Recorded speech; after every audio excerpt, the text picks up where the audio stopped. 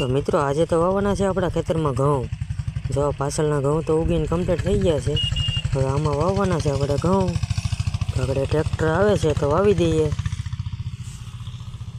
જો આપણે અહીંયા ઉગીને કમ્પ્લીટ થઈ ગયા છે, આમાં વાવી દઈએ. હવે તો ભાઈ ડ્રાઈવર મેળે લેવા આવીને ઘઉં વાવવાનું શરૂ કરી દીધું છે.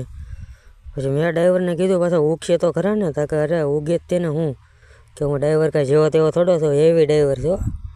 ડ્રાઈવરમાં કાંઈ ન ઘટે હોય, એક હરખું સીધું દોરી મારી દેવાની તમારે. જો એક હરખું પાડો હોય, એમાં કાંઈ ન ઘટે, સીધે સીધું જ થાય. તમારો કોઈને વવરા હોય તો કોમેન્ટમાં કહેજો. અને પછી મિત્રો મેં તો વાવમાં પાણી મેકી દીધું ઘઉંમાં.